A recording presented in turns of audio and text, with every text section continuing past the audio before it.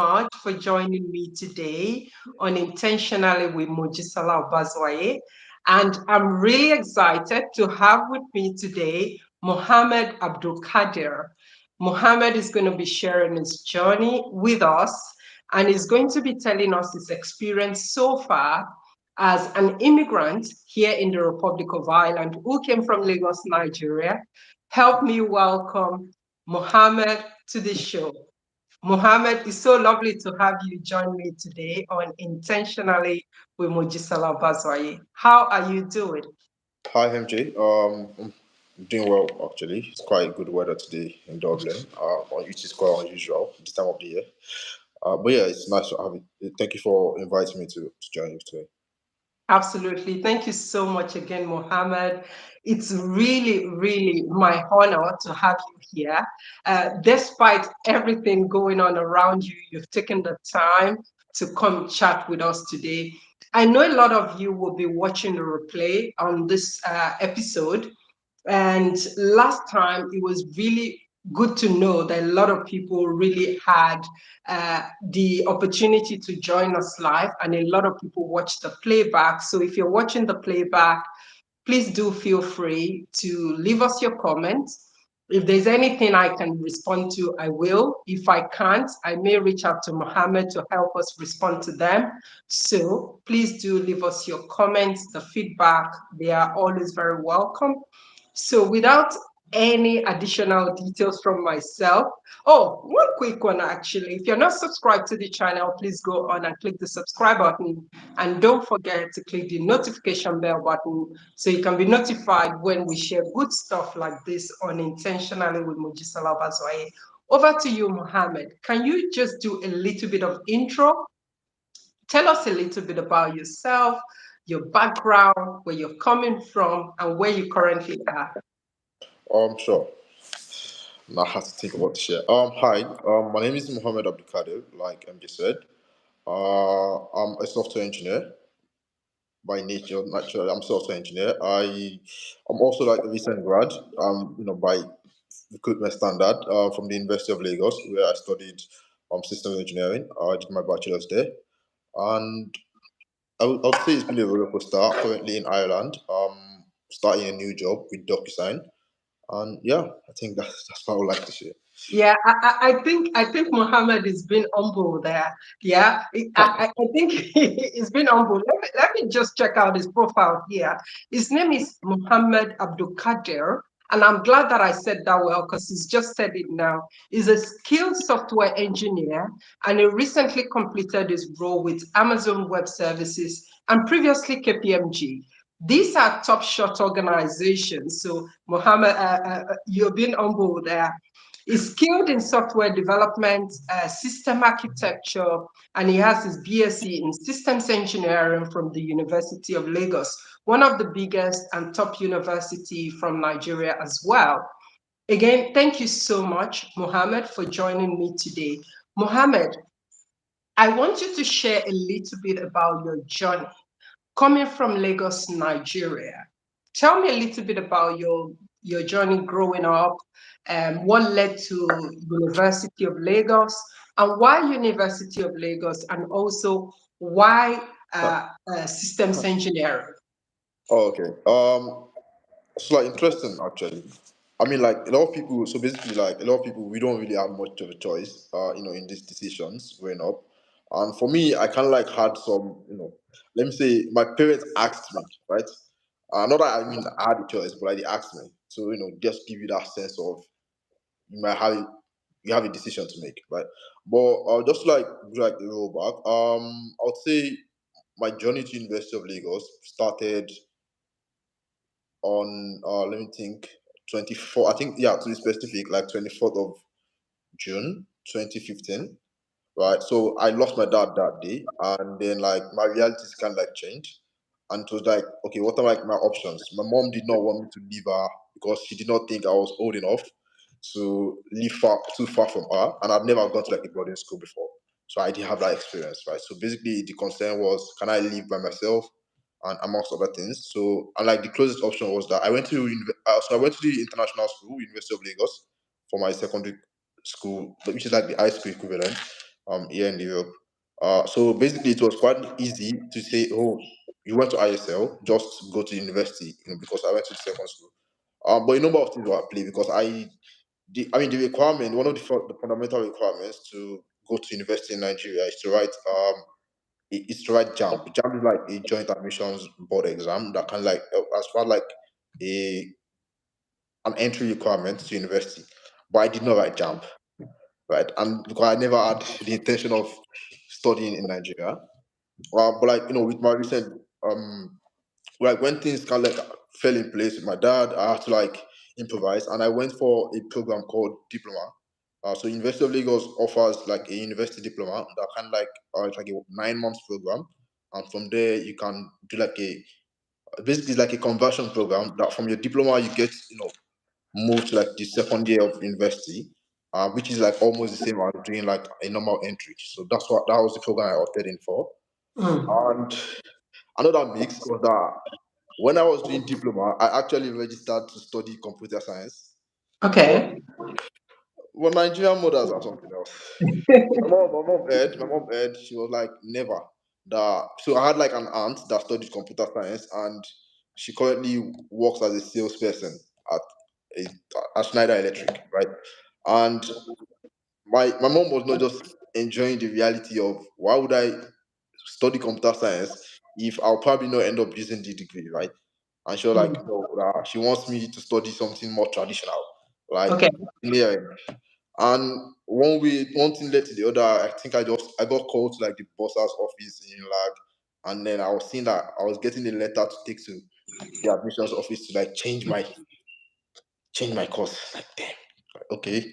But yeah, that's how I ended up studying systems engineering, and I did that for thankfully for thanks to ASU about 6 years from 2016 when I entered University of Lagos until 2021, 2022. So I finished my final exams were in October of 2021, and then my graduation date was like December 2021 or thereabout. I can't remember the specifics of that. It's been a minute. So yeah, I'll say that's like the academic life, and what led to Ireland.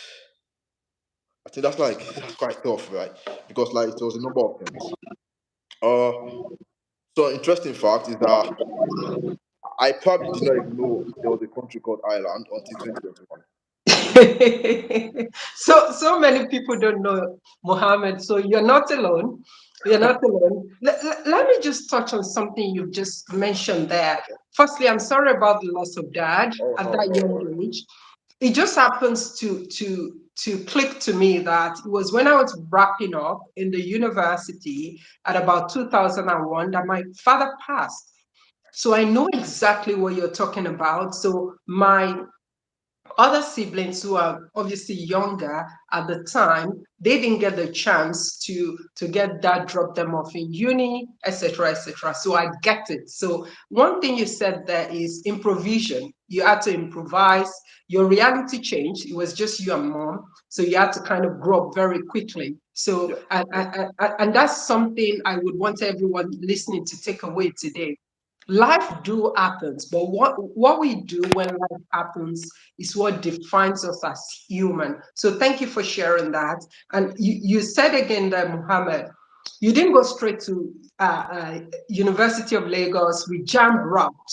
You no. took a different route, not the traditional route, which is taking diploma and then did a conversion course, which is something a lot of people don't like to explore. So this is another lesson to take away. Even though you had the best education, going to ISI, International School, Lagos, Ibadan. Did you say Ibadan or Lagos? ISL, Lagos. ISL, yeah, International School, Lagos. I know some people who came to University of Ibadan at the time would have gone to ISL. So you have that good foundation. So tell me, you didn't know anything about the Republic of Ireland. A lot of people don't know.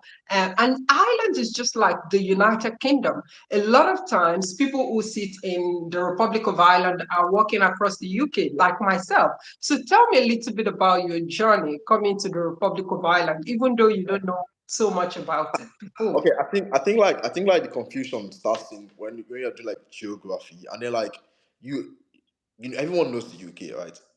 and they're like from like Commonwealth stuff, and like I can like I watch football a lot, so like I'm an Arsenal fan, so like I know what the UK is, right? I like you know what the four countries in the UK is, so like when you hear Ireland, the first instinct is Northern Ireland, right? And then like it just doesn't settle in when someone now tells you that there's actually a country called Ireland. I'm like, Mm, well, like the island I know is like in the UK, but like, and I think like that just like kind of like blurs it out for a lot of people, and we just don't pay attention to it.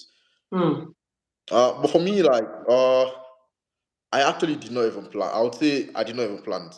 So I started interviewing for jobs. Okay, let me take a step back. I started interviewing for jobs in like I think my third year of university. So mhm. let me to be very honest, right? Unlike a lot of people, I was not like the most ideal student in school, right? So like now, when I came into college, I was kind of like fighting the idea that because I was not on the decision to come to University of Lagos, I was not on that decision of my mom. So I was still battling it, and I kind of like did not yet settle the reality of losing my dad, and like a year later I have to start college immediately, which was definitely not what we even discussed, right? And Mm. I genuinely wanted to just fail. Like I remember going for an exam and consciously writing the wrong things once. I don't know how I passed that exam, but it's all good. But yeah, that actually happened, and I remember having like a lot of people. My mom called family meeting in my head and stuff for these things. But yeah, like I think like what when I started accepting my reality was quite simple. I had like some seniors in my department that came for an internship at Goldman Sachs, and Mm. there was another that came for internship at Bank of America, right? And it just did not. How do I put it? Like it was just like a far fetched reality for us. Like I was in my second year at this time, and then these guys came back and we were rich. That was it. That was it. Honestly, that was it. Right? They were rich, and I could see them. Like I literally like I see them in school. Like these guys are not so different from me. Like we're studying the same course. I could approach them, and I Yeah. think that can like help you the mindset thing of knowing that this is I've seen people do this. I know I can literally ask them what they did and try to work towards it. So I started talking to them, and then one of them actually then the following, I think like few months after, Bank of America came to University of Lagos for like an event, and I just kind of like tagged along with one of my seniors that interned there, and she introduced me to one of the directors. So I had like a 30 minutes conversation with the engineering managers at Bank of America at the time, and kind of like explained, oh, this is what I am, this is what I'm hoping to do, and he can like just share this insight on how I can possibly plan that out and what that reality could look like.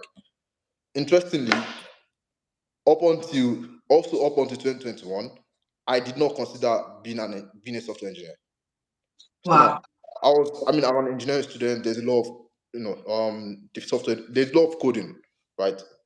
And I can like add some runnings with the school on some capacity to help them with some things in production. So I did Yeah. some of that, but I did not want it as a full-time job. I always wanted to be like a technical program manager or just go into the product route. And so like having these conversations kind of like just opened me to the opportunities. And then more of my seniors started going for these internships. Like it was like 2 years seniors are 2 years before me, then became my immediate seniors going for the same internship, and then I keep getting rejected. And there was, I mean, I think like that early exposure can like also help because like I kind of like learned how to undo or getting so many rejections that it became second nature to know that okay, rather Mm. than just dwelling on this rejection, how can I tweak my resume to do something else or present myself in a different light? So that kind of like helped. Mm. Then definitely then for me like the deal breaker was in our final year, like Mm.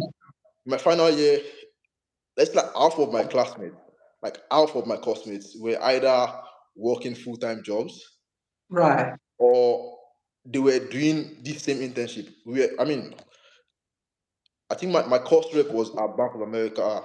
He was interning at Bank of America. Then some of my other guys were interning at Goldman Sachs, and then there was the rest of us like, bro, what are we doing? Like, and like, no, and it was quite. I feel like maybe it was FOMO, right?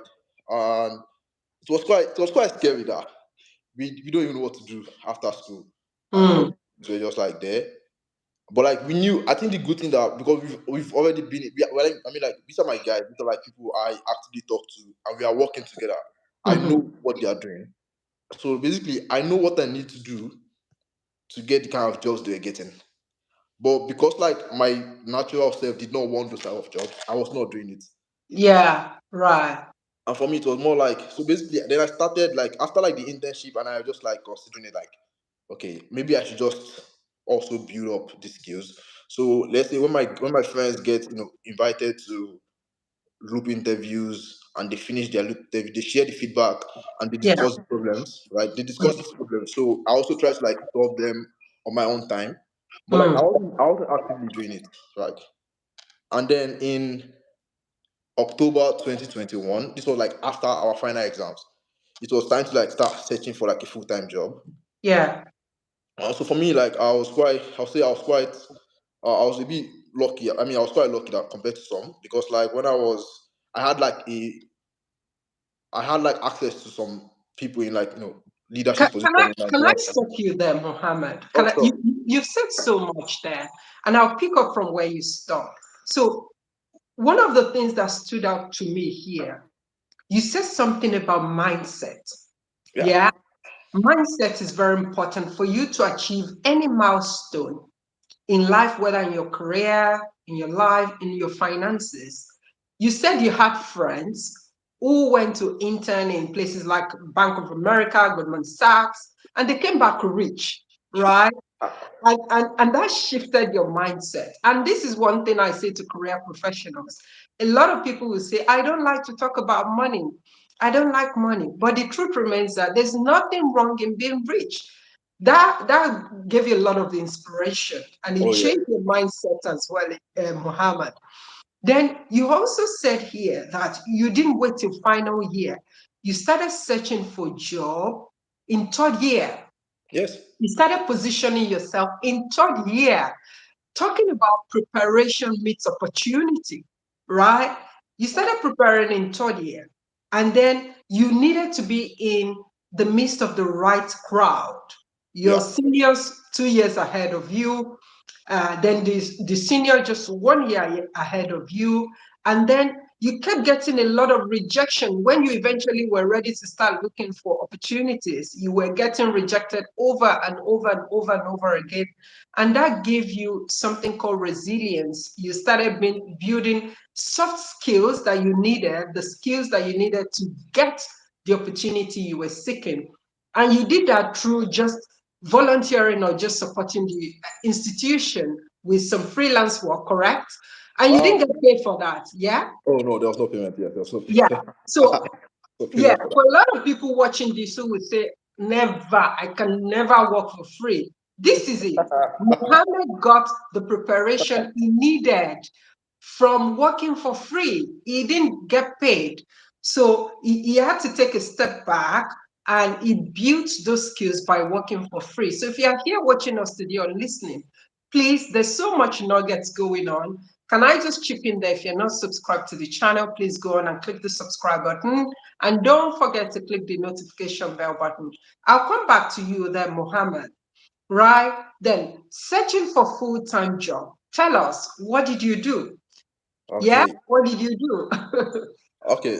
So like how I said earlier that I was quite interested in like program management and product management roles, right? So like I mean I didn't like structured my interview process to my resume was structured for PM roles, and I'll keep applying, right? So one weird thing that stood out during my whole experience was that I've applied for like Google twice. I had prepared for those. I knew what to expect in those interviews, like the Google Mm, APM program, the Facebook RPM program, the Spotify. Like I knew all these programs. I had like a support group of five or a few guys that we knew and we are actively preparing for these, and we do some like mock interviews, right? So like I knew what to expect. I had prepared for these interviews.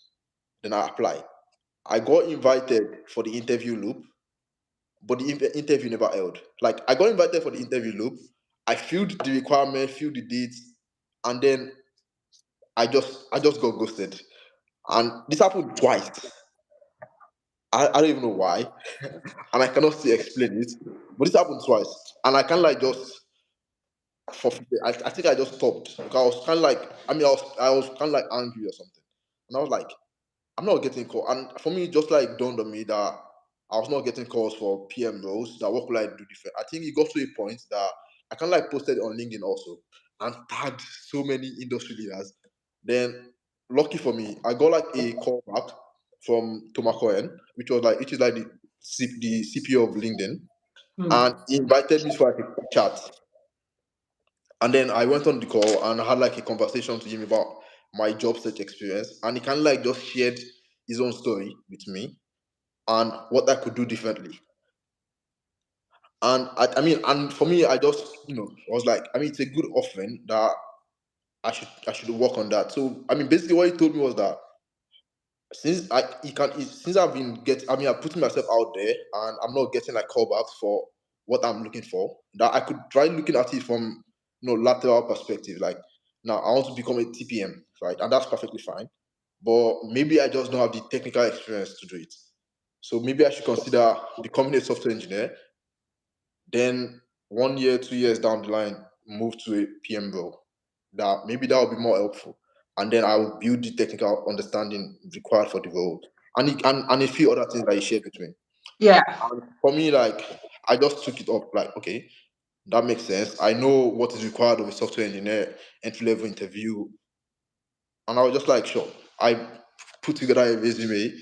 Honestly, like that's the most I think like in my years of application, that's probably the most weird resume I have on my list. And I just started applying, right? I applied to a couple of firms, and did some loop interviews, and I failed everything. Literally, I remember, yeah, I remember interviewing for Google. I interviewed with Google, interviewed with Asana, interviewed with Goldman Sachs, and some other firms, and I literally failed everything. Mm, I kind of like expected it to an extent because like I had not been interviewing for software engineering roles before now, mm, and so like for me it was accepted. It was like an acceptable one. Then honestly, I just kept failing most of my interviews up until like February. I just stopped interviewing. mm. Like I was supposed to go for like NYSC program, so I went for my NYSC, my 3 weeks NYSC. Uh, and I didn't want to talk about that experience. But yeah, I went for like the 3 week NYC program. Then when I came back, I had applied to to Amazon in Mhm. October, Yeah. but I did not get a call back. No, I applied to Amazon in October and I did not get a call back. I applied for two roles through their student programs. Then I was rejected for one. I think that was in Canada, and then the second one I just did not get a call back. Then when I came out from camp, my NYC Mm. camp Yeah. in March, I Mm, think like 2 days after, yeah, I think like 2 days after, I got like a mail that was like mm. scheduled for interview, and the latest date they gave me was 6 days away. Like the last date that was proposed was literally 6 days away. There was no way in heaven, like there was just no way I could prepare for that interview in 6 days. And I feel like maybe this is something a lot of people don't do, but I just did not prepare. So like, and I feel like it kind of like worked in my favor. So now, if and I think yeah, let just explain. I had already been interviewing, so it might not be the best for a lot of people, but for me, it kind of like worked.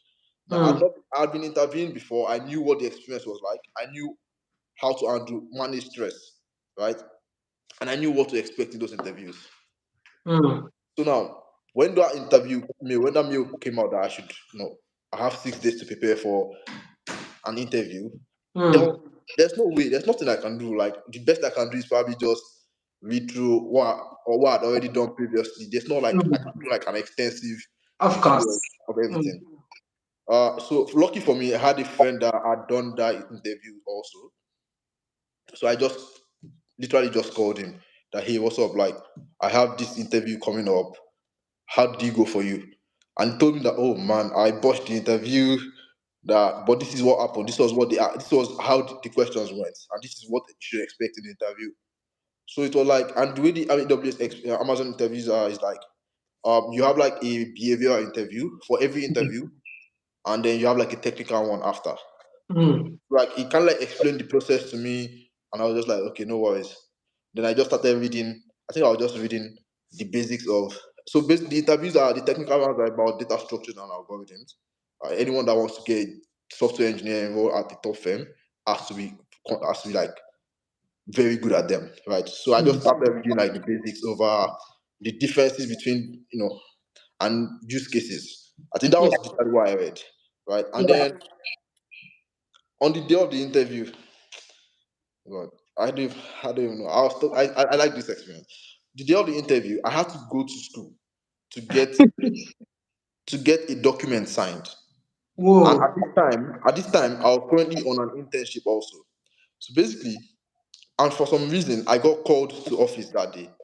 Wow. Honestly, it was just a crazy day. So I went to school. Then I was lucky. I had a friend. He picked me up from school and dropped me at my workplace. I had 50%, 50% battery life for my laptop, and I had a 4-hour interview. Oh my God. That day was crazy. But I mean, it started the interviews. For me, it was three interviews. Basically, I think that's the same for all entry level engineers. Sure. Yeah. Three interviews. You get asked one or two behavioral questions, then one or two technical questions, strictly algorithm and data structures for all loops, and Mm-hmm. that kind of happened. The first one went well, right? The first interview were questions that I was familiar with, and Mm. it went well. Then the second round was more technical because like I had to share the behavioral questions were more technical, and to most of these questions I had no experience of them. Like literally, Yeah. I had no experience. And then you have to like improvise and think of how you've done this in other capacities. Mm. And because I did not prepare for this interview, I had to think on the whim. Yeah. I will not advise anybody to do that. It Yes. was not beneficial at all. So that happened. Then there's a 30 to 1 hour break. After that, then one last round, the more senior engineer, and Yeah. I think that was the best interview for me because like, and I feel like generally I've kind of like observed that in my own capacity, like the more senior the person that is interviewing it, the more conversational it is. Exactly. Yeah, because they are more highly skilled. So Yes, it doesn't look like they're scrutinizing you. It looks more like they're chatting with you. Let exactly. me hold you there for a second. I want to say hello to Ade for joining us. And Ade said on the screen that the interviews you've been doing before has actually prepared you for this Amazon one. You haven't prepared, but in reality, you have actually done a lot of preparation. After interviewing with Asana, you've interviewed with Goldman Sachs, and you failed everything. So you're more than prepared to move on to bigger things. One of the things you actually said to me that resonated very much, and this is one thing I share with a lot of career professionals. By the way, Mohammed and I met on LinkedIn.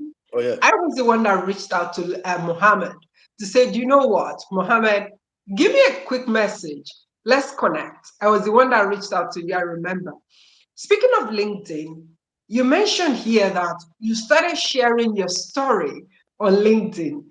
A lot of people don't get this formula. Storytelling is power. You have to learn to tell your story. You have to be able to put yourself out there. You have to be shameless in putting yourself out there. And a lot of people fall short.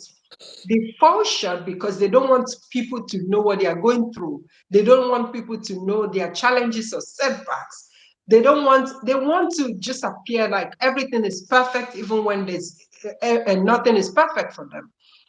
You used LinkedIn as a tool and you were able to connect with a senior executive in LinkedIn who invited you, shared his story, and this actually helped change your vision or drive or the vision that you currently have to go for project management or program product management, but they just shared something with you, and this really opened your mind to the possibility of what could be for you just by sharing your own story on LinkedIn, Yeah. which is amazing. A lot of people should consider doing that. Share your story, share your experience. You never can tell who is reading your story, and you never can tell who will help you just by sharing your story.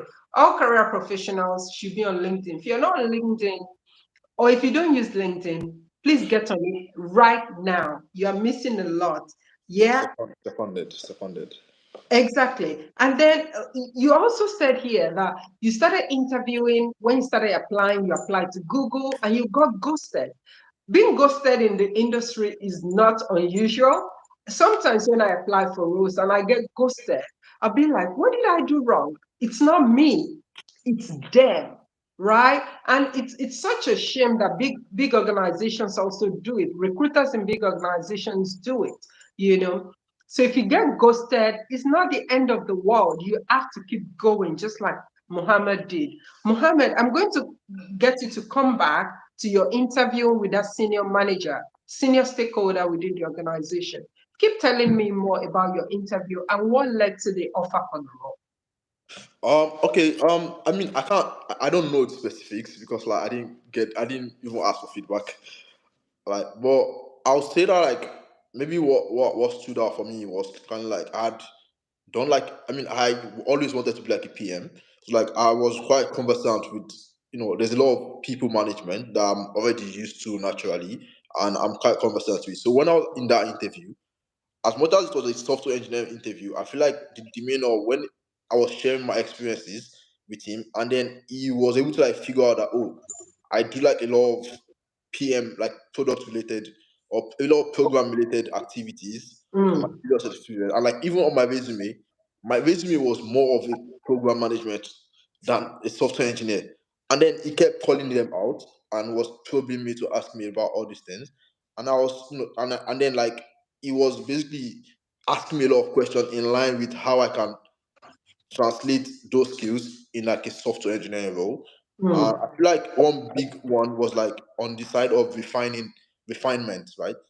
I had like a lot of experience doing this and putting structures in place for mm, things and other activities I had worked on.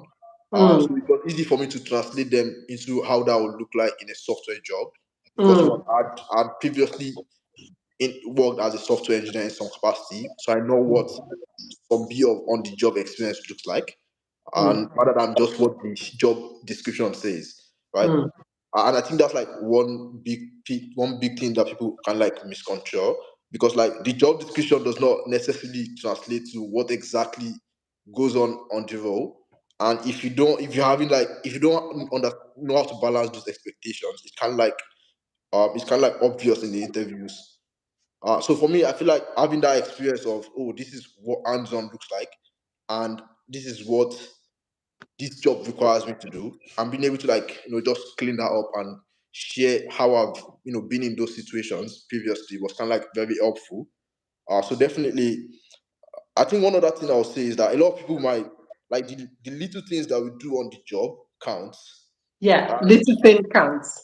yeah, like we might when we get asked questions during interviews, we typically don't even care about those little things. I might not even talk about them. Might not want to talk about them. But Mm, those are like probably some of the biggest successes or influences that we've seen that we've been able to contribute to in our roles, and those mm, things count. So for me, like maybe I mean I'll say based on my previous experiences with interviewing, I kind of like knew this, and it was easy to like converse with with the senior engineer, and I would say it just can't help me because like when the technical question I got asked was also quite conversational for me because yeah. I knew what to expect, and it was quite easy to just flow and bounce questions on him, and then if he gives me like if he changes the direction, it was easy for me to like easily translate that into like implementations and just have that conversation. And I would say, I mean, one weird thing that happened was that I think like midway through my final interview, my laptop died. And then Now, honestly, like my laptop literally died, and then I got a call from like the engineer. He called me to continue the interview, and I would say like that's probably why I accepted that offer Yeah, because I got a second offer from a different firm, and but like I was not feeling them like that. But like honestly, like I got a call after when my laptop died. I mean, typically like a lot of people will like just like that's it. Like I'm done with that interview. I failed that interview, right? yeah, But like yeah, I got a call to continue the interview, and honestly, that's like that just struck me differently. I must say, I was yeah. quite happy. Yeah, yeah, that's really good, and it also goes to show professionalism. The organizational culture is very important because a lot of times things happen, like with technology, with light, with internet. So a lot of organizations will do their best to bring you back, and that's why they always want to have your phone number. So if there's anyone here applying for international roles, make sure that your phone number is listed correctly with the code. So that way they can ring you and they continue the interview with you on the phone, which gave you a strong affinity to the organization. You feel like, oh, I feel attracted to them because of what they did. Yeah. You said something here, Mohammed. You said the little things count. A Yeah, lot of us, when we are assigned very minute task on the job, we look down on it and say, oh no, this is beneath me. Did you hear what Muhammad just said? He said the little things count. It's very important. He also touched on his soft skill, people management. He talked on some of the things he's done before. So don't take any experience at all for granted. Don't look like anything like, oh, this is just beneath me and this is just small. Do it and do it really, really well. The experience is going to come in handy for you, whether in an interview or an international job, or whether you're just trying to find a different path for yourself and your career journey. Thank you so much for sharing that, Muhammad, with me. yeah. One thing I want you to touch on today is how was the journey traveling all the way from Nigeria, coming here to the Republic of Ireland? What's that experience for you? And secondly, I want to ask you, since you've been here in the Republic of Ireland, what has it been like for you settling down? I know we talked a Uh, lot about accommodation. I fine. tried to invite you to come join us in County Kildare, but you're really keen to live in Dublin. What was that like for you? And then thirdly, the culture. What has that been like for you as well on your journey so far? Oh, sure. Honestly, I must say that it's been quite hard. Like, honestly, like saying hard is an understatement. So now, Yes. here's my reality. Like, I'm African. Like, and that translates to a lot of things. It means that like I was grown in like a communal society. I'm not used to not knowing my neighbor. Like, and that's like that was honestly that was the that's it sounds something simple, but that's like a harsh reality. I'm not used to not knowing my neighbor. Like I cannot be living opposite you and I'll not be able to talk to you. I'll move out of that place. I'll move out of that area. Or we would fight or something. Like it does not make sense to me, and it still does not. Honestly. But yeah, let me just to like talk about the story. Um,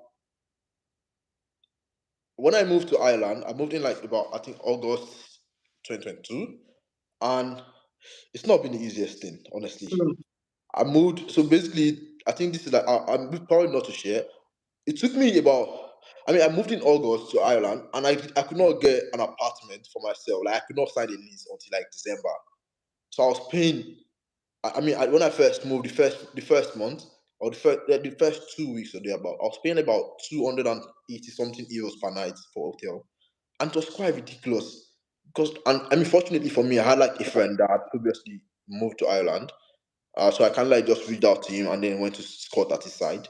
But that was like a brutal experience for me. Like it was affecting my performance at work because like I kept telling them every day that guys, I need to go for a viewing today or the other day. Like there was always something taking me out of the office or taking me out of work, and it's not the best experience I must say. Uh, but I mean, thankfully, like it's been like a rising concern, with Parliament, and they will probably work on that. But definitely, like I feel like that's like the biggest worry for any immigrant. Housing. I don't want to move to a new place and start worrying that I might sleep under the bridge. And it's not that I cannot afford to pay for the house, it's just that it's not even accessible. And the process from viewing to moving in is hectic. Like I have to get someone to write me a reference. I don't know what all this thing means. I'm coming from somewhere that if I want to move into a house and I have the cash, I You just pay the move admin fee, we moving the next day, and that's it. I'll figure out the rest after. And that was like my reality coming from Lagos, right? And everything was just different here. Like honestly, Mm. I mean, I'm trying to even find the words. Like it was quite harsh at the early years, at the early stages. But I mean, now I would say that I'm used to like the weather. I've integrated to an extent, and of things. But I think one major one was that. Now I'm coming, like I said, I'm coming from like a very communal society that I'm used to people having people around, like voluntarily or involuntarily. I'm used to having people around. Like it's easy to reach out to people and do things together, but that's not here. Not just because like my friends are far. I mean, I have like some of my friends from college, like two of my classmates. Literally, are also in Ireland. For like how that happened, I don't know. So just God. But like two of my classmates that we finished same course, same department, everything. They're also here in Ireland, but we all still struggle with this same thing of like there's no community for us, and it's so hard to integrate. And like one thing that was quite noticeable is that depending on your route to moving here is that, I mean, if for the students I think it's a bit much easier because like you're a student, there's a lot of people around that you're Yeah, studying with, so it's easier yeah, to make friends. But I'm coming here to work, so basically if it's not work, it's home or yes, a few yes. other things. And like it's more difficult to meet new people and just see people like you. Like I can't count how many times I've been to places that I'm like the only guy that I know in that community. And like Yeah, and that's why I wanted to reach out. When I saw your story, it's almost like you went viral, and I was just like, okay, let me email this gentleman and see what can I do. Because I've been here longer, and I said, send me your phone number. Let's talk. Let's yeah, chat when you arrive and all that. You know, I know how hard it can be. I've been here for near 20 years, and it's just the same experience like you've shared. And that's why I wanted to create a program like this where people who look like me, sound like me, have moved from the same place like me can share experiences. And I do not take your time for granted because I know you're very busy. Before I move forward, let me touch on your visa sponsorship. okay, What was that like for you? And did you have to pay for your visa sponsorship? You got this offer from Amazon. yes. Tell me a little bit about the process for visa sponsorship. Tell me a little bit about the support they gave you to come live here. Just tell me generally about the whole process for it. Oh, okay. Yeah, wh- okay, so basically when I signed my offer with AWS, it came with a relocation support, like in a lump sum, in form of a lump sum, and Yes. also, and then I was assigned with like an immigration consultant. I don't know if should I share their name, but yeah. Well, not necessarily. You can touch on it without sharing their name. Yeah. Okay. So yeah, I was assigned with like an immigration consultant, and it was quite. I would say it was quite. I mean, it was a bit slow because like government process and timelines. To apply for, and then like the process was such that you have to apply for your work permit first before you can apply for the visa. And Mhm. I mean, that entire process took about 2 months, or thereabout. So basically, I mean, I signed my offer in April, and the earliest time I could start work was August, Yes. right? Six months Yeah, thereabout. about almost 6 months thereabout. So basically, I had to apply for my work permit. That took about I think 6 to 7 weeks. Then after that, I had to apply for the visa. And throughout this process, like the immigration consultants were involved and quite supportive. I think like one major thing that also stood out was that like if despite the fact that I was given like a lump sum payment, like every expense that was surrounding my the immigration process, like the application, the travels involved, everything was reimbursed. Because so now, I mean, I was quite excited, when I got the offer and relocating. and I wanted to do it fast. Like I just wanted to get the whole thing done fast. So when I was applying, when I got my work permit and I had to apply for visa, there was I used to live in Lagos. There was no appointment date for Ireland in Lagos. I think the Mm. earliest appointment I saw was like 2 months away. And then Whoa. I found, and then like, but like there was appointment in Abuja for like I think the following like 2 days away or thereabouts. And then I just booked the appointment in Abuja, paid for my flights, went to Abuja, and the entire like that the cost of my flight was reimbursed. And I think there was also the option of reimbursing my hotel, my stay, like my night stay, but I didn't stay in a hotel because I had like family in Abuja, so Mm. I had friends and family, so I just stayed there. So there was that, and I would say it was quite supportive, if I to be honest. The entire flow, even coming into Ireland, the immigration, I feel like that's like one of the easiest or the most friendly immigration officer I've seen. And I mean, yeah, I would say they were quite friendly and just ask you simple questions and present your document, and that process was quite easy. The issue starts when you get to Ireland.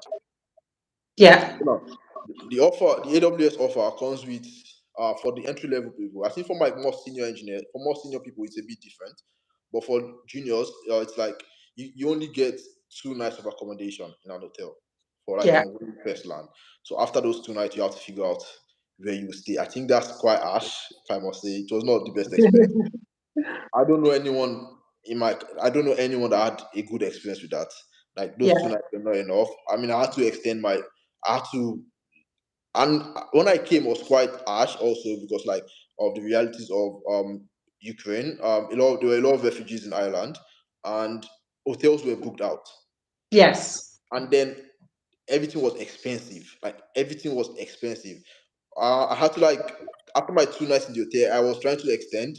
The hotel were like, oh, they can't extend because there was no space, and I had nowhere to go, so I had to like get the nearest Airbnb. I was paying almost 300 euros per night for like almost a week or thereabout. Then I had to reach out to a friend that was like, oh, I should move in with him for till I get a place, which I did. And then I had to. I mean, I don't like inconveniencing people. He didn't tell me to leave, but like after a few times, I had to like move out also to move into like a short letter I was able to find. And it was not just the best experience moving. Yeah, Absolutely. And I get that. I actually understand that. Just speaking on the time when the crisis in Ukraine started, accommodation became very scarce in the Republic of Ireland and especially Dublin yeah, and environs like um, even the Nace area that I was saying, come to Nace. It became really expensive. It became sought after, kind of like people who couldn't live in Dublin and immigrants, people who are just coming to live here, found it really, really challenging. Based on what Mohammed just shared here, if you are going to go through the immigration route, it's important that you connect with people who probably have been living here for a while. Number two, is very important that you have a little bit of extra money. Maybe start saving now if you're thinking to try next year. It's important to have some money because he said he was paying almost 300 euros a night. You said 280. yeah. So, but the most important thing for your visa, every expenses surrounding that was reimbursed. You were supported as much as possible. So the only thing is accommodation. Yeah, so if you're going to explore coming to the Republic of Ireland, please consider accommodation and if possible, consider living outside of Dublin because Dublin is very, very expensive. Dublin is like London. It's like living in London. You can definitely survive in London. So if you're thinking of relocating to this part of the world, don't consider London, don't consider Dublin. It's very, very expensive. Uh, So I'm going to fast forward our chat now, Mohammed, and this one is very sensitive. Sensitive. Thank you for giving me the permission to share this one. And all of a sudden, yeah, due to one thing or the other, recession kicked in, economic downturn, people were let go of their roles, including people who were brought in from different parts of the world to come work in different organizations, including Amazon that you were in. You lost your job, yeah. right? And I actually didn't know. I had to start apologizing to Muhammad that how come you didn't tell me? I didn't know. I've been chatting with Muhammad since May, I think May the 1st, on an ongoing basis, and he never said anything to me. You know, until I went to LinkedIn and I saw your post again, LinkedIn. I had to quickly run to your phone to say, Mohammed, what's going on? What happened? You know, can you tell me a little bit about that? I really want to hear what happened. Um, I mean, I feel like it's more of the aftermath that is interesting than what happened. Honestly, how would I put it? I mean, I was in AWS from like August to like February, and I mean, it was quite a good experience. And things happen, a number of things happen. And it was fine. Like honestly, it was a very good experience. If maybe like I don't know, I'm not saying this year, but let's say like in future, I might consider going back. Contracts. I mean, and I think one thing I would like to say is that contrary to like, there's a lot of news out there about like the culture on how there's like a stepping on people's like basically stepping on everyone's like trying to pull each like it's a dog race basically like there's a lot of comment about that. I feel like people should not necessarily listen to that because like the experience is different for everyone and Mhm. it's more of a team thing and and I think like it's across companies like wherever you find yourself just make it work for you, right? And see how you can accommodate as much as possible. And for me, like it was quite a good experience. Like I learned a lot of things. Got a lot of feedback, and it was generally it was like I would say it was a very very good experience for me. It was like by far like one of my best professional experience to date. And yeah, it was quite fun. And then I had to leave in February, and back to the job cycle, right? Honestly, I'll say it was not funny, right? Because like I'm interviewing in a new country, and then there's this concern on immigration side because like once you do your job, you have to notify the immigration office, and then there's a time that okay within I think I was on a critical skills visa, so I have 6 months to get a new job or submit an application to the government to consider an extension of visa or probably leave the country, right? So Mm. there was that concern. And the other one was that was the first. The other one is even supporting yourself through the process because like you didn't foresee a job loss, so you're not saving for a job loss, right? What you any cost, any money, any fund you have in reserve is probably for something else that you planned out or something. And that was like the reality. And like just trying to like figure that out and realign was quite difficult. I mean, Mm. I think like the first month, I just left the country. I left Ireland, went to the UK for like 2 weeks or thereabouts to just forget that I was not working. And it was quite. I think it was quite helpful. I didn't even think about the job then. But Yes. yeah, when I came back, it was quite, it was a different reality because like I had to be conscious about it and get a new job. Right. Yes. So now there was, I'll say that I know what to do. I had the, the skills to do the job. The issue was getting the job. Now, because everyone is laying off people. There are no jobs. Mm. No There are jobs. no jobs. To be honest, I'll not. Okay, let me not say there are no jobs. I might sound too speculative. There were jobs, but either they were too senior or I just don't have the skills to match. Right. Yeah. So now, and there's a huge market for software engineers in Ireland, I must say. But the one big concern is that the repeating concern is that they are mostly contract roles. Mm. Because of my immigration condition, I cannot work those jobs. Now, Yes. I had like so basically I had like a lot of offers to like when people heard that I no longer work at Amazon, I had like some friends that I met at maybe the pub and or so I'm part of like I go for like this if tech activities just catch up with a bunch of people or like every 2 weeks. And when I Mm. told some people there that hey guys like I left AWS, they're like oh wow like what's going on like what's the next plan, and they just like kind of like lean me up with a few people like a couple of recruiters, and I got a lot of options to work contract roles. But because of like my immigration condition, I cannot do those jobs. I cannot work a contract job. Like you have to return Yes. your employment permit to the immigration to the DET employment services, and then for you to get a new job, you have to apply for like a new permit entirely. And I think that's like the harsh part of of being an immigrant, because now I had job options available for the roles, but I cannot do them.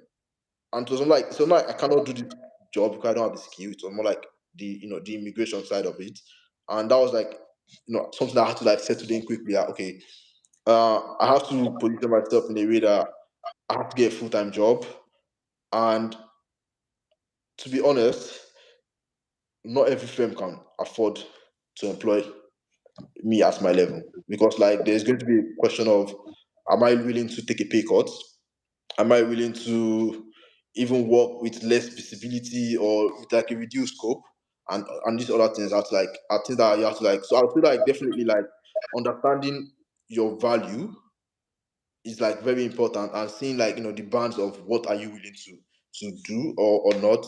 I mean, it got to a point, I think like 2 months into my job search, I was considering it, that I mean, or should I just like settle for a more junior role and just to like weather out my immigration concern, and then bounce back after. But then that did not sit well with me, because like it would be unfair to the firm also if I'm just there for like what, half a year or 7 months and Yes. I leave, because so like basically I just use them to water out the employment phase. And I mean that kind of like struck to me, and I said I think like having like a support system kind of like helped. So I left Ireland in April, went to Nigeria for like a month, to just stay home literally, and just not interview or do anything, right? And just be with friends and all that.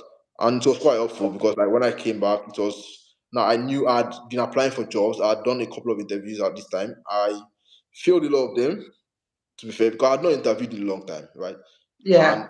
for me coming back into the phase of job searching, failed a couple of them, got a bunch of feedbacks, and then I got some offers, but like the start dates were not working for me because of my immigration.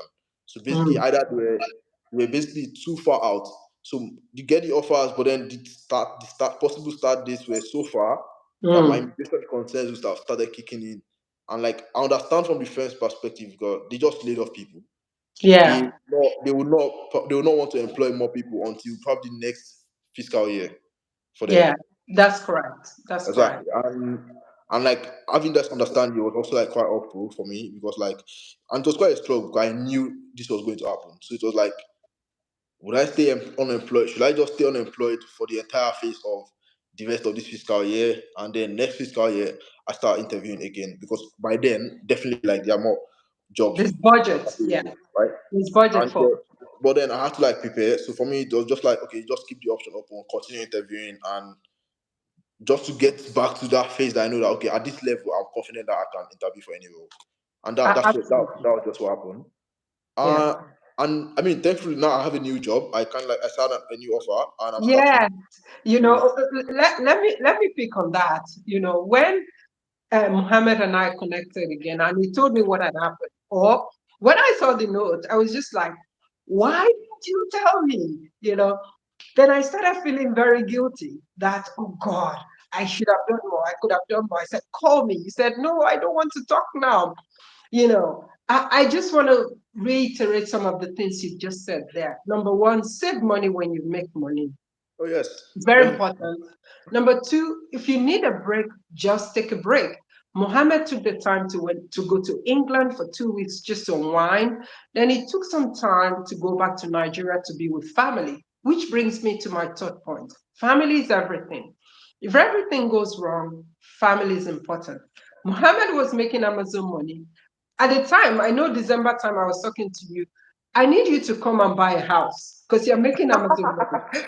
Remember, I was telling you that. I said, Yeah. I need more young people buying homes. Come, let me take you. Myself and my husband will drive you around. Let's go and view properties, etc., etc. You know what I mean? So, those life lessons, they are very important, right? So, back to you then, Mohammed. I need you to keep going there. Yeah. So like I said, like I have a new job. I should start. Well, this is July, probably next month, maybe, because like immigration. I'm currently in the process of doing like background checks. I might clearing out my immigration, my visa conditions. So yeah.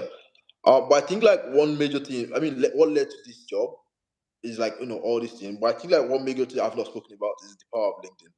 Really. So like throughout my job search, I would categorize them into three things. So now the first side is like, just doing like code applications, applying online because it's like a job post. I did a lot of that. Like I did a lot of that, right? And then I got like some responses, a couple of them, some led to interviews, maybe like recruiter calls, and then from there we understood that the immigration does not work. And some led, went further to on-site rounds, to loop interviews, to hiring manager interviews, to offer this, to salary negotiations, and it was not working. Maybe it was not working for both parties, and it was like, okay, let's just take it off from there. And I did a lot of that, like, and then there was the more tailored one of, I have like Ireland is like a very huge market for tech people. So like Yes. it's easy. Like I could almost say that my neighbors are working in a tech firm. So if I Mm, knock on my, if I let's say that if I knock on the next 5 doors, like 5 doors, out of all those 5 doors, at least 4 people are working in 4 different tech firms. So it was mm. quite easy for me, like just reach out to people and ask them for referrals for job. And like people were actually willing to do it because like I knew some of these people or I knew people that knew them, and I got like a bunch of referrals. Some led to interviews, some did not, and there was that phase. But I think like the one that worked the most for me was LinkedIn. Honestly, like so I message a lot. So how I use it is like I go on like the job. I go on like firms that I'm interested in. I see that okay, they have like a couple of roles open. I try to find the The hiring recruiter manager for or that the role myself, right? Or if I know somebody working there, I kind of like ask them to, hey, who's the hiring manager for this role? And like I just reach out to them on LinkedIn. And I got a lot of interviews through that route. And I feel like that was like the easiest route for me. Like basically the chances of me getting a call back once the hiring manager checks my profile is probably like 9 out of 10. Because It's not okay, why it's not? 99.9% because this is a formula that I use as well. And I teach it to people. Go find if you check many videos that I've done, don't just apply for the job. Yeah, Go and find the hiring manager because the hiring manager makes the hiring decision and they are responsible for the final say. They are yeah. responsible for saying, yes, I want to interview Mohammed or MJ.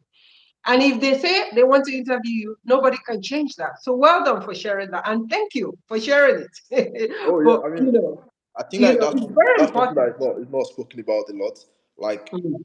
look for the AI manager of any role you're interested in and just get them on board. I mean, like I got a lot of it. I cannot even count. I do a lot of interviews through that route, right? And I mean, I was opportune to like get some messages from some AI managers to I just reach out randomly and be like, hey, like I see you're open to jobs. Do you want to interview? I also had those options. But the of all the interviews I did, I think the two that I loved the most, I reached out to the hiring managers myself. Like my new offer, I reached out to my hiring manager on LinkedIn, and it was like, "Hey, talk to my recruiter. If she thinks you are a good fit, let's have a call." And then he then told me her name. I then reached out to her on LinkedIn, and then she's like, "Oh yeah, sure. Like if you spoke to him already, that I can definitely bring you into the loop." Then I just went through that route, and then I just did that. Spoke to the recruiter, went through the loop, did the interviews.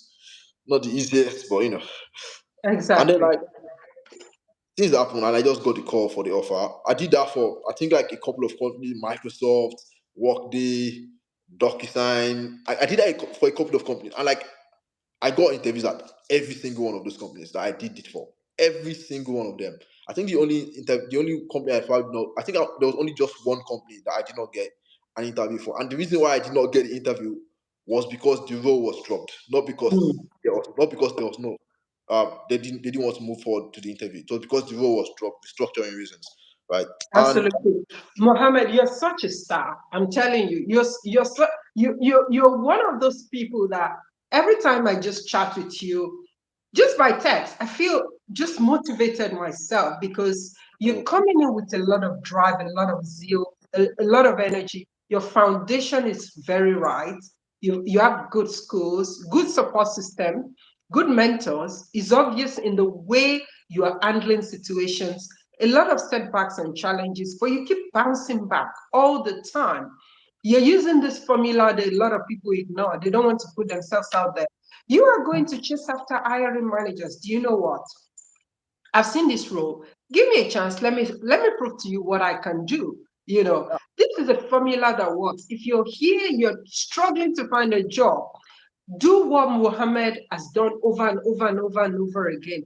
Go find the hiring manager, which reminds me, on my YouTube channel, I have a template there that you can use to contact a hiring manager.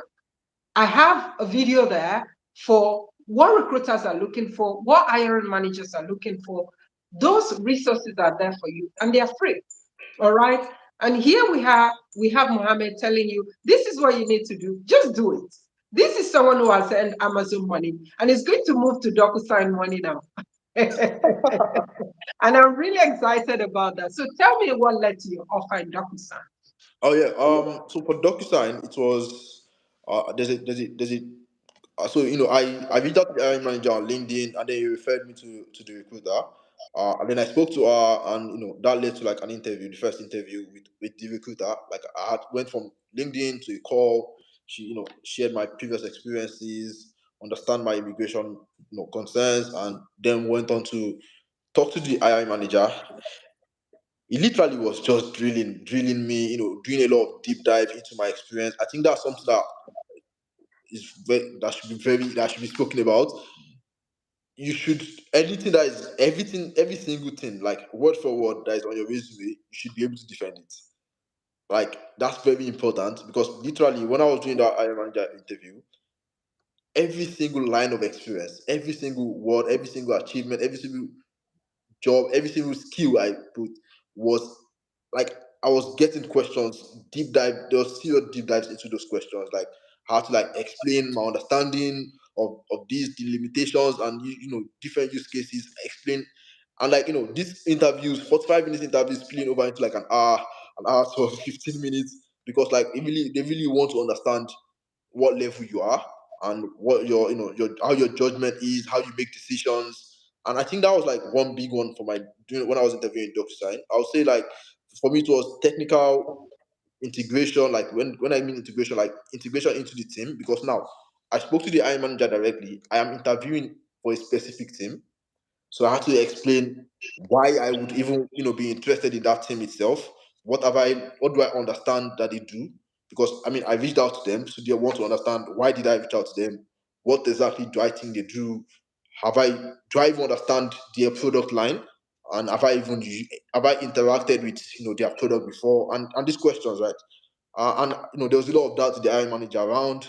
Then I went on to do like an interview loop also with the senior engineers on the team, and Mm. it was quite.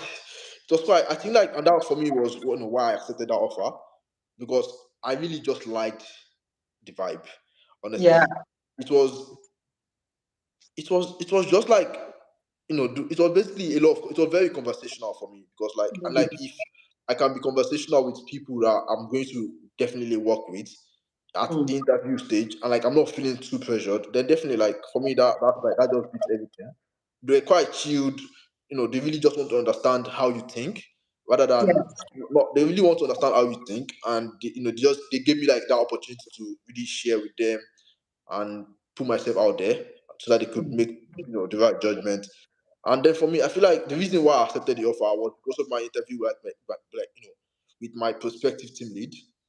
Right, my interview was centered around two major things for me: decision making, conflict management. Like Yeah, those were the two biggest points that from that interview. How do I make yeah, decisions? It was probing me about them. How do I make decisions? How do I think? How do I evaluate? How do I analyze situations, and how do I react to them? And then mm. the other one was how do I handle conflict? How do I initiate conflict if need be? Like how do I basically, and it was quite interesting for me, like because like it's not necessarily not every time you get people that are focused on the people side of things. Because like to Yeah, be honest, like I mean I might be a software engineer, but like I'm working with I'm working in a team, yeah. right? I'll pick you up on that. And you see, when I create content, I don't create content because I want the content to go viral. I create content as a leader. a recruiter, a HR professional who have worked with multiple hiring managers. What you've just said there is just soft skill. Even though you're a software engineer, they are not coming to you about just the technical bit alone. And this is where a lot of people miss it. You work really well, but you have a bad character. You Sure. work really well, but you don't have the soft skill. You don't have the emotional intelligence to work as part of a team or a group. Your character, your attitude matters. Your iron managers, they were asking you about decision making, Yeah. conflict resolution, conflict management. These are basically soft skills. You don't need to go to skill to learn them. You just need to build them over time. It's exciting that you mentioned that, and I truly appreciate you talking to us about all of these things. So, everyone watching today, I need you to focus on soft skill. On my Facebook page recently, back to LinkedIn, in fact, maybe 2 days ago, I wrote to someone. They will respond to my LinkedIn post. They were a senior stakeholder in my previous company.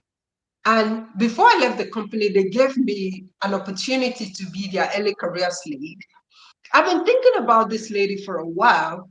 Every time I create a post on LinkedIn, she will respond to it. I decided to write her 2 days ago. I sent the email at 7:04 a.m. By 9:20 a.m., she has replied to me. Soft skill, LinkedIn, relationship building, stakeholder management. Those things are important. I'll let you keep going, Mohammed, because I don't want to hold you here all day. If Oh we no. want to talk about all these things, we could be here 5 hours. But I also want you to enjoy your Sunday. So share a little bit more with us about what you're just saying there about soft skills. Yeah.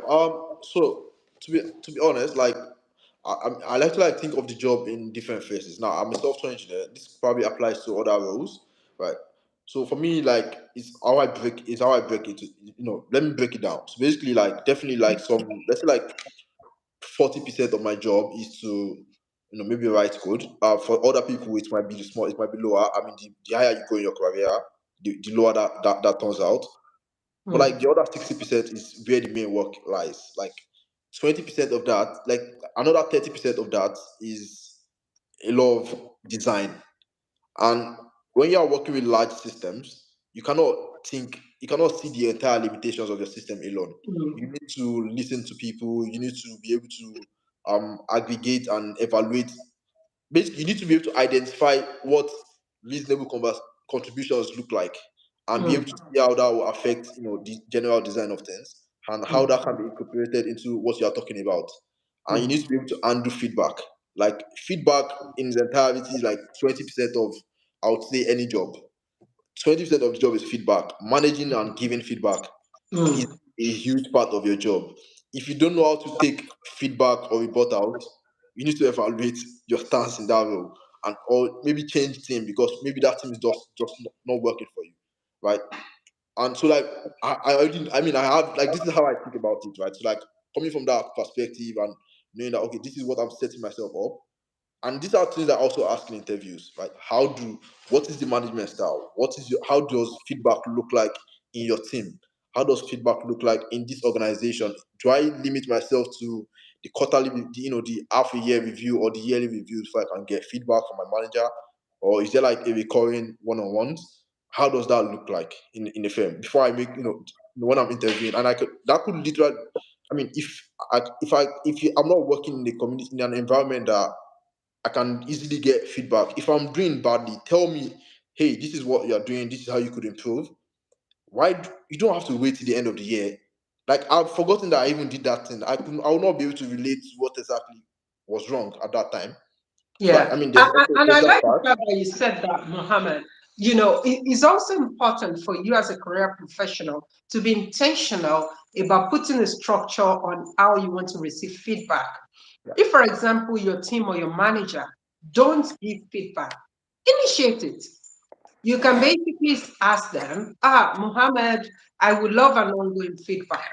Put fortnightly feedback meet up with them. in their calendar. They'll be able to meet with you, give you that feedback. It's good that you shared that. Thank you for sharing that. And also for reminding me as well that feedback is very crucial to our growth. Thank you. I'll let you keep going there. Yeah. So the way, I mean, for me, the way I like to like handle the feedback loop is kind of like I make it simple for it's easy for them to also like share for me. I mean, I can like limit it to 2 questions. I learned this from someone. I didn't in the share. I don't even know if where he got it from. So basically, he told me to like when I'm trying to ask for feedback. He told me to like ask 3 things. What am I doing well?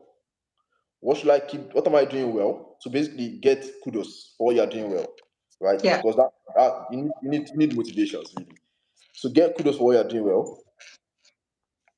Ask the second question will be, what am I not doing well? What can I do better? No, no. So like, it might not necessarily be do better. It might be, what should you even drop? Like, what should you even stop doing? So it's like, what are you not doing well, and what can I improve on? Yeah. So the way I do it is well, better, next. What am I doing well? I want gratitude. Give me my flowers. What can I do better? Yeah, I've done some things, but can I improve on the process or system? And then what can I focus on next to go to the next level? What can I like your approach to that. I like the way you just listed it. Take kudos, learn what you can do better, and what should you focus on next. I love that. Yeah, I love that. Thank you. Thank you yeah, very much honestly, for like, sharing that. I mean, it's quite helpful for both parties because rather than someone just going on and on about everything you've done, it just kind of like limits, gives a center of focus. Like, okay, Yeah. this is okay. Just pinpoint them. These are what I see that you're doing. Maybe it's how you handle, how you relate to people. Just point it out. What can you do better? I mean, basically, it just gives a focus on the conversation, and it makes it easier for both people not to waste each other's time. So yeah, I think finally, let me see. I'm trying to see. Yeah, go on. Honestly, it's become yeah. I think one more thing for maybe for like immigrants generally in Ireland is like it doesn't end at. I think like I've seen like a number of people also like reaching out to me to probably help them through their job search process. And I would say that it doesn't end when like when you lose your job, doesn't necessarily translate to you leaving the country. Like it's not easy to relocate. I will say it. And for a lot of black people that moved from Nigeria or from African countries generally, it's an even harsh reality because like we are coming from a communal society to a more independent one because honestly, like it almost feels like everyone is just doing their own thing here. Yeah. In Nigeria, everybody's in my business. I don't. I mean, it's not like you don't necessarily have to like it, Yeah. but having that understanding that there are people there that are easily accessible just makes it easier. Just helps you through the hardship part of it also. And like that's definitely one actuality. I've seen people leave Ireland because they're like, hey, they don't want to go through the stress of just Mm. staying back and dealing with it. And definitely like it's fine. People will handle things differently. Yeah. And that's perfectly fine. But like that does not necessarily have to be the end. But there are a lot of incentives also from the government to kind of like support you through that process. Exactly. I've honestly I didn't even know there was anything like unemployment benefits There was. until There like was. 2 months ago. 2 months ago that I went for like a I was invited to a friend's house and he said that, oh, did you apply for the unemployment benefits? I'm like, their unemployment benefits. Like I thought like I'm on a visa. Like but like people that need that, it might be helpful for them. And these other things. I Yeah. mean I'm maybe Ideally, once you lose your job, the process for job loss is not that complex. And I like the fact that you shared that. Like people leave, people quit because they don't want to go through the process. yeah. If you've lost your job, it's not the end of the world. I've been here on my professional career. My corporate professional career is about 16 years.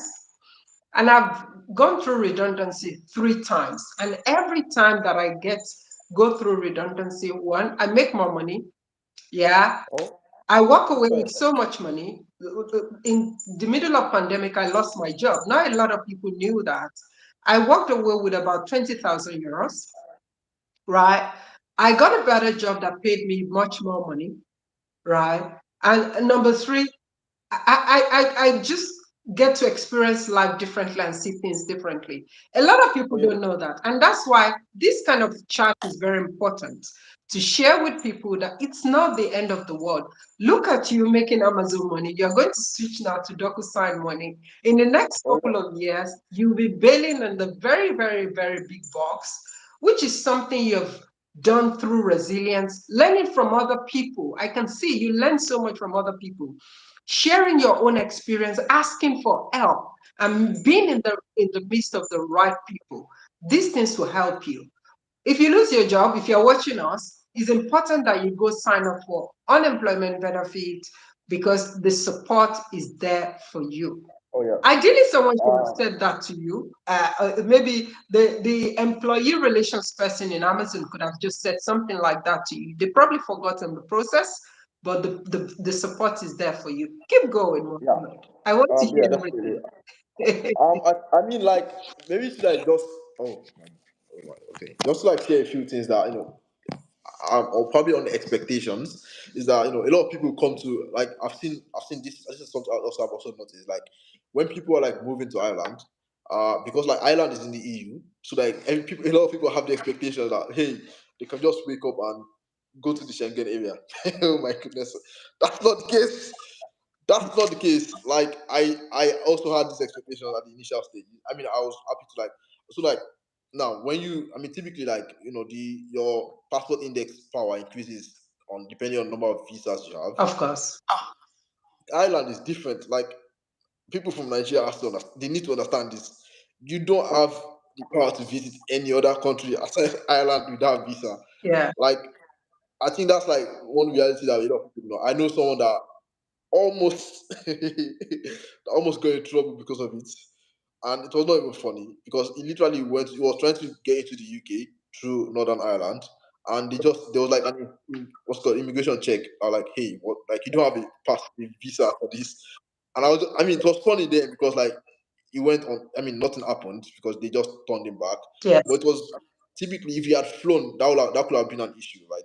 And I think people need to understand that to also probably check before they make those plans and understand the expectation that hey, you can't just fly to anywhere that you want because you think you're in the EU now and people just move around. It's not that simple. You need No. to get a It, visa. it's not. It's Get good a that you visa. mentioned that.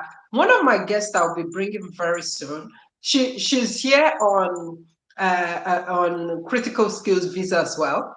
Yeah, she came Okay. through the education route, and she told me that she's been to up to 30 countries since she's been Oh, here awesome. in the I Republic need of I need, Ireland. I I, need to I watch can't that wait show. to share uh, our journey also on the program. So Mohammed, can I ask you if you have to advise anyone who is looking to embark on this kind of journey, coming from international school, Lagos, to University of Lagos, taking a diploma, then transitioning or converting into Unilag proper, getting international roles, interviewing for international roles.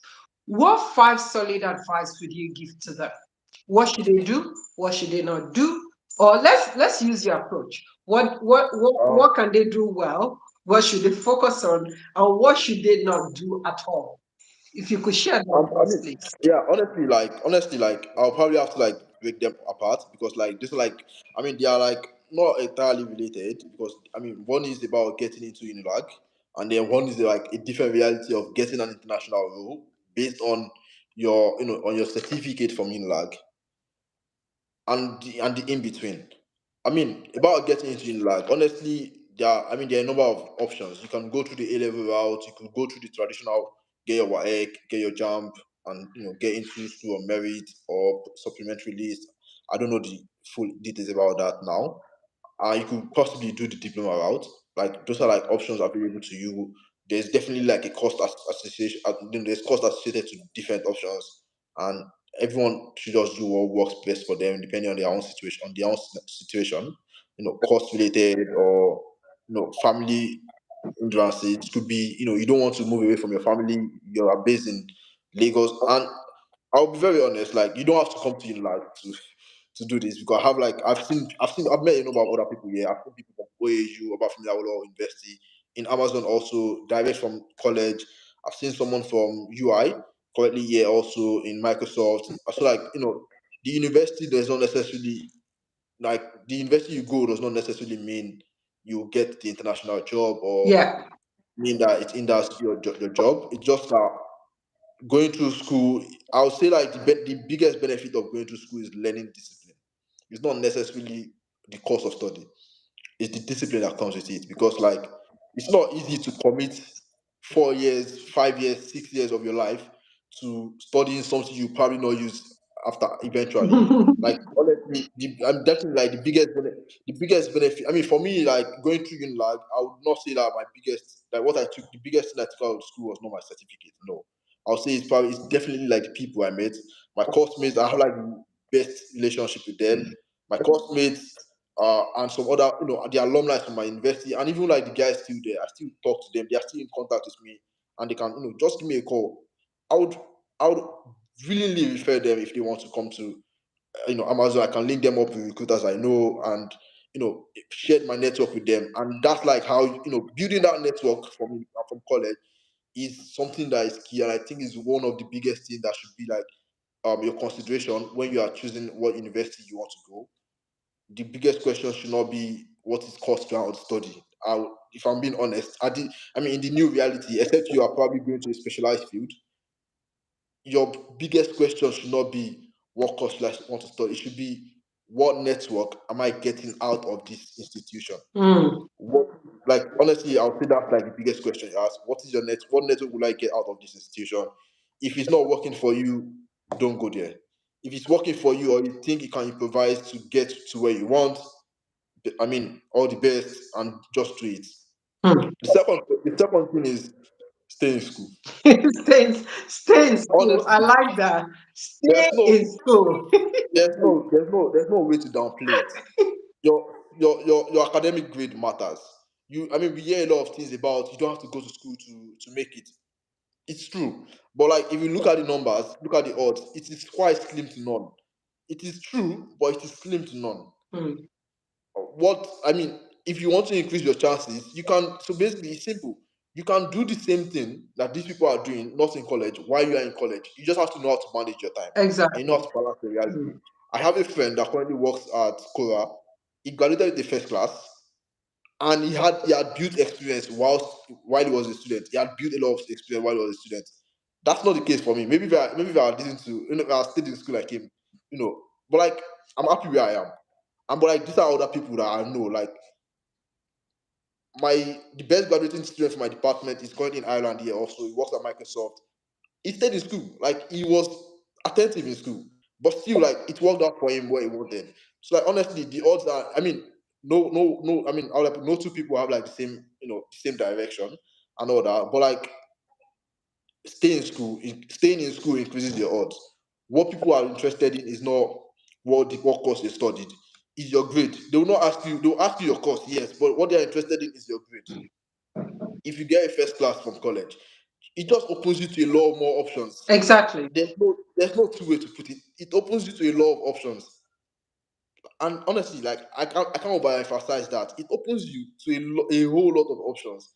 Like you can participate in a number of things that might not even necessarily translate to to your certificate, but like because of like that academic discipline that they can see that hey, this person is graduated in first class, treat him with respect. That's how it translates. Like he's disciplined. He knows what he's doing. Treat him with respect, and that's how people see it in the like the real world. If I'm to say so, yeah. Stay in school. I can't overemphasize that.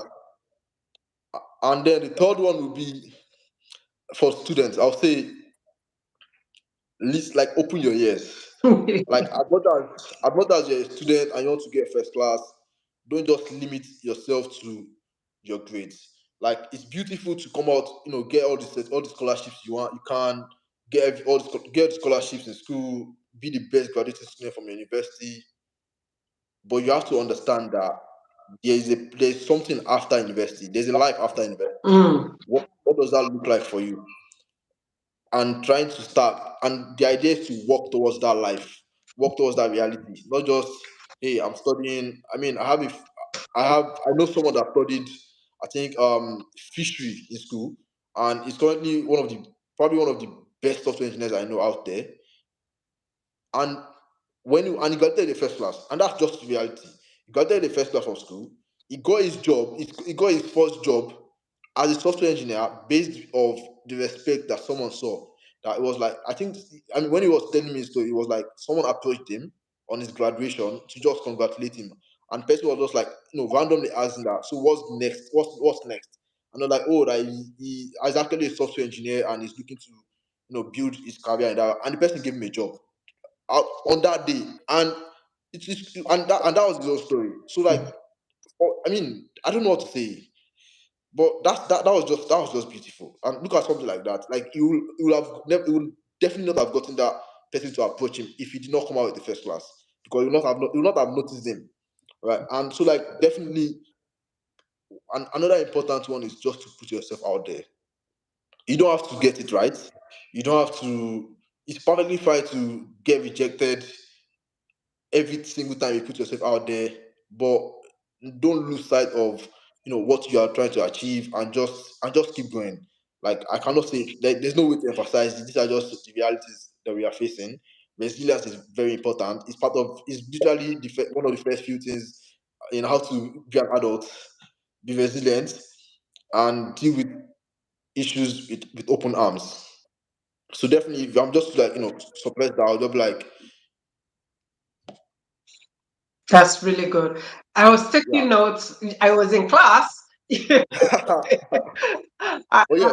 I'm actually in your master class, Muhammad. So I was taking notes because I'm going to go back, share some of this insight again with especially young people, apply them to my own journey as well, and make sure that I think one thing I will highlight on our conversation today, one thing that stands out to me today is soft skills. Oh Soft yes. skills, because everything you shared, given everything you've gone through yourself, everything that keeps coming back here today is soft skills. You mentioned resilience, discipline. You said discipline. Staying in school for 4 years is not all about the course alone. It's also you're learning discipline, because it takes discipline to finish anything. It takes discipline to commit to anything. You've touched on that. Get good grades, very important. Even though Oh some yeah. people will argue that, well, education is a scam, or it doesn't really matter. I believe in the power of education. I believe very much that education can never ever be a waste. And thank you for sharing that with me today. It means a lot, your time. Last one there. Last one. So when are you going to come over to eat the jollof rice I've been promising you all this while? I mean, quite soon, honestly, because like I've also been actively considering moving out of Dublin now more than ever, because it's just too stressful. And I mean, I see what a lot of people are saying. The benefit is not what the No, stress. no, Not it's what. not, because you can basically. I've told you. I've been telling you since December. Come and move into this area. I told my husband he can basically give you a cruise around. Get to know town outside of Dublin. You'll be saving I so would, much I would, money. I would consider that option. Yeah, I would consider. Honestly, like I think I kind of like saw the realization in June. I went to visit a friend in Waterford, and it was it was basically the same. Like it It's was the basically same. the same It's the everywhere, same, and it was just except like, we get to save so much money. Yeah. yeah, okay, yeah, there was that benefit. There's that benefit because like I don't have access to like as much stores, Mm, but like the lifestyle is basically the same even outside Dublin, and it's like why am I stressing myself? Staying in the city center and and I'm just experiencing the same reality as I would experience if I'm not in if I'm not in city center, and it's quite expensive to stay in city center it even is. like, It and is I don't go very to work every expensive. day, so Yeah, I'm like, oh, that's not. Well, definitely, I'm definitely taking up the option of leaving Dublin and moving to like any county. of course. But Let yeah, me know. just to like Yeah, sorry. yeah, just to like also like touch on the international job side. Mm, I think like I mean it differs for different people, right? because there are multiple realities. I'll say like the two primary realities are: do you want to leave the country or do you want to stay back? Now, this is the picture looks different for those two scenarios. If you are, I mean, I can speak more to leaving the country, and I have some experience with staying back. If you care to listen, let me start with staying back. So now, staying back means you're trying to get a remote job, either as a freelancer or working contract roles, right? And that's why a lot of people subscribe, and a lot of people subscribe to this because like they understand. I've seen a lot of people move back from Europe to Nigeria to subscribe to this option because like they are not just integrating well into the work being independent, too independent lifestyle, like lifestyle that's here in Europe. And you've seen these people move back to Nigeria or other African countries to just be in that community and then work remotely for international firms. And that's definitely a very good option if that's something you are looking to. If you are looking to go that route, I mean, you see a lot of online advertisement about it, and you see a lot of. But I think like for people in that bracket, the easiest way. I mean, not I'll not necessarily say the easiest, but one option that a lot of people don't know about is that you can go through agencies. Like it's easier to be with an agency and just work a contract job Yeah. than being the person doing sourcing for the role yourself. It is a very hectic process sourcing for a role yourself when and basically searching for when you're not when you don't have the right to work in the primary location of that company. It's a very hectic process. Mm. So I would say consider using agencies because those agencies have a list of roles available to them, Exactly. and all they need to do And, is and they fill tend up to the. pay more because it's short term. Yes. Also, oh yes, I think generally contract jobs pay more than full time jobs. Exactly. I said it, you can verify online. It's out there. Everybody knows this. I mean, honestly, it's true. I mean, with the full time job option, there's the guys of hey, you're getting other benefits like insurance. It's a scam. Contract jobs pay more. I'll not even lie about that. And But then, you can always buy private insurance or yeah, pension. and These it's are way things cheaper. that you should And it's way consider. cheaper. Mm. And it's way cheap. It's way cheaper than subscribing to the full time option. Well, I will not speak to that yet. I mean, my visa does not accommodate me to do contract jobs. So Yes, yes, yes. So you wanted to touch also on the international side of things because the option is there. I always say you don't always have to relocate if you don't have to relocate. The remote options are there and you can get these roles through recruiters. So for someone who wants to relocate, someone who wants to go through that international route, leave Nigeria and come all the way to here, US, Canada, America, US is America, UK, what advice would you give to them then? Yeah, I think Ibrahim is frozen. Pardon me, Mohammed is frozen there. Yeah, so guys, thank you so much to everyone for watching. It means a lot to me. A lot of things today that we touched on revolves around soft skills. Mohammed has shared his experience. If you haven't watched the video from the start, I would highly recommend every tip and hack he shared is basically very, very important. And I want to say thank you so much to Mohammed for his time today, for sharing his setbacks, his challenges, and how he bounced back from them. I really appreciate the time. I really appreciate every question. You're there, you're back to us. So I yeah, was my just my network. to just talk on or touch on a little things. The last one we're going to touch on there is for someone who have decided to relocate, leave Nigeria, come to the US, to the UK, Ireland, and so many other countries, what advice would you give to them there? Okay. Sorry, can you hear me? Please? Yes,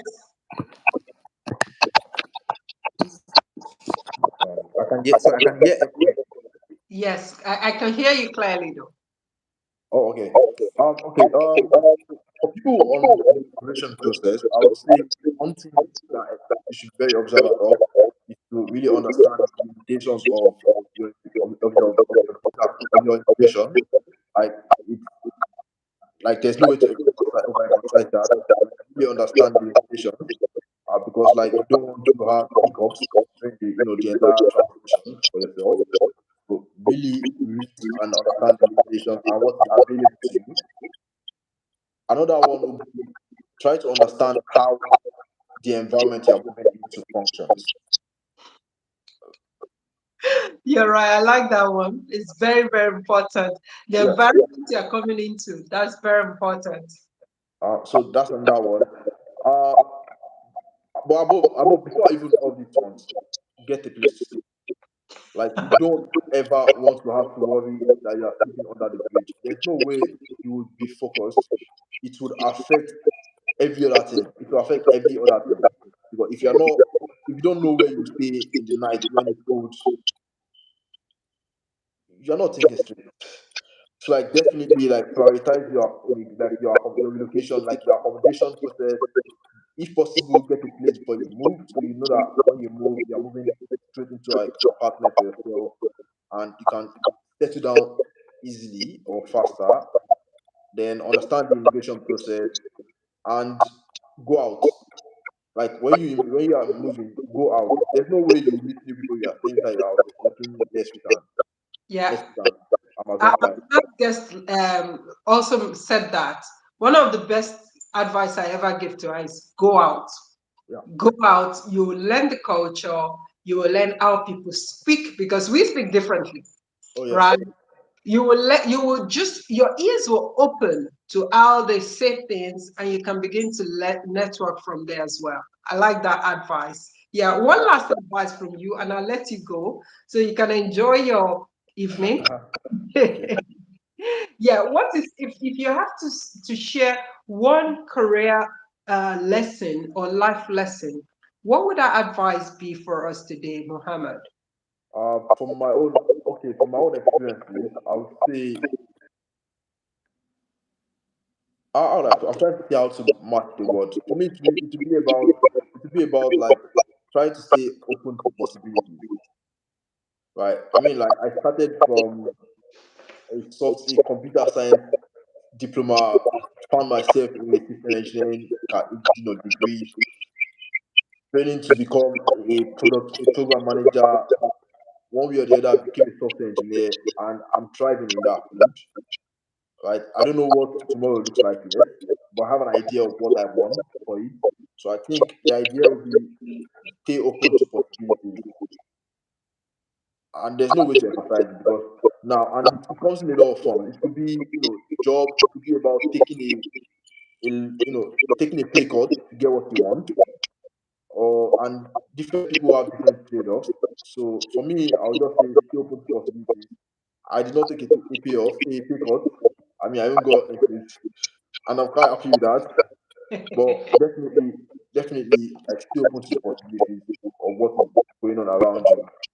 And new environment means that you have more options New because environment means more option. I love because that. it could translate to an opportunity to start again, to start from scratch. And I think like one big advice I've gotten over from mentors over the years is never be afraid to start over. Start over. Start over again. I love it. I honestly, this chat, this conversation is just really eye-opening. You're a perfect fit for our program intentionally. You're a perfect fit because everything you just shared align with my own values, align with the things I teach every day to young people, to career professionals. Is just a perfect match. And I can't thank you enough. I also want to celebrate your resilience. You've demonstrated to us that everything is possible no matter what you go through. I was here panicking. I was just like, God, I hope Muhammad is okay. I hope he's okay. I hope he's okay. Then you just said, don't worry, I'm fine. It's okay. As soon as I left your message on LinkedIn, you came back to me in less than 2 seconds. I'm fine. I'm okay. And I want to really, really thank you so much for your time today. This video, a lot of people are going to watch back. They're going to learn so much. And I can't really wait for your next steps, your exciting journey going to DocuSign, which is a great company, by the way. I know where their offices are at the Keys. Yeah. So maybe we grab lunch at some stage when I come into that area. I want to say thank you so much for your time today, Mohammed Abdul Kadir. I want to thank you so much for everything that you're doing for yourself, and to everyone who will listen to this playback. Thank you so much. I really want to say thank you and enjoy your evening. Thank You you too. so much. Yeah, thank you very much for having me also. I really appreciate it. Thank you. Thank you. Let's stay in touch. I'll chat with you later, and I'll let you go. Awesome. Okay, have a wonderful day ahead. Right. All right. I'll let you go while I wrap up. Guys, thank you so much to everyone for joining us, for watching. Please do share with other people. We've shared so many tips here today. Share, watch, play back, pause it, take notes, do whatever works for you. And most importantly, stay with me as I bring in my next guest next time. She is a doctor and she currently lives in the United States of America. I've known her for the past 22 years, I believe, if I'm right, 20 or 20, 22 years. And I can't wait to share our journey and experience with you. Again, I want to thank you so much for joining me on Intentionally with Mojisola Obazuaye. Stay with me as we continue to live life intentionally together. I appreciate your time. Thank you so much. Bye bye. Thank you, Roki. Thank you, Dami. Thank you, Adi. Thank you so much, guys. Bye, everyone.